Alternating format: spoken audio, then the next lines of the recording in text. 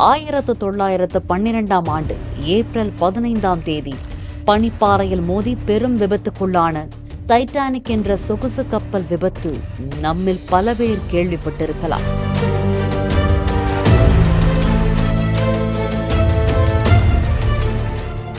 இதேபோல இந்தோனேஷியாவில் சொகுசு கப்பல் ஒன்று தீ விபத்துக்கு உள்ளாகி இருக்கிறது.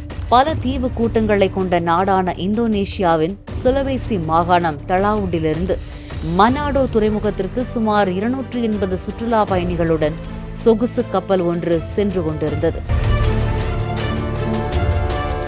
KM பார்சிலோனா 5 என்ற அந்த பயணிகள் கப்பல் மனாடோவுக்கு செல்லும் வழியில் தாலிஸ் தீவு அருகே பயணித்துக் கொண்டிருந்த போது உள்ளூர் நேரப்படி மதியம் 1 மணி அளவில் திடீரென தீப்பற்றிக் கொண்டது.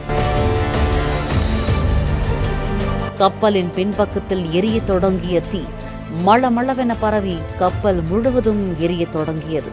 இதனால் பதறிப்போன பயணிகள் தங்கள் குடும்பத்தினருடன் கப்பலில் இருந்த லைஃப் ஜாக்கெட்டுகளை அணிந்து கொண்டு கடலுக்குள் அடுத்தடுத்து குதித்தனர்.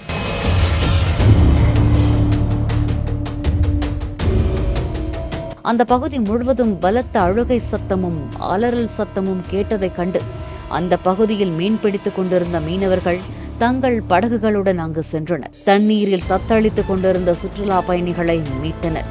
280 பயணிகளில் 150 பேர் மீட்கப்பட்டதாக அதிகாரப்பூர்வமாக அறிவிக்கப்பட்டது.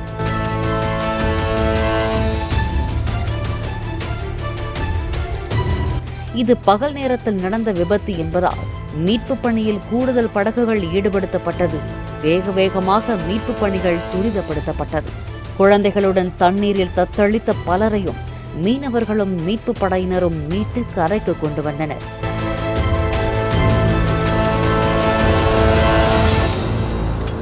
கப்பல் முழுவதுமாக கொழுந்துவிட்டு எரிந்து வரும் நிலையில் இந்த விபத்தில் இதுவரை 5 பேர் உயிரிழந்திருப்பதாக தெரிவிக்கப்பட்டிருக்கிறது. தொடர்ந்து மீட்பு பணிகள் நடந்து வருகின்றன. இந்த தீ விபத்துக்கான காரணம் இதுவரை கண்டறியப்படவில்லை. சொகுசு கப்பலில் ஏற்பட்ட இந்த தீ விபத்து பல்வேறு நாடுகளுக்கு பயணம் மேற்கொள்ளும் சுற்றுலா விரும்பிகளை அச்சத்திற்கு உள்ளாக்கியுள்ளது.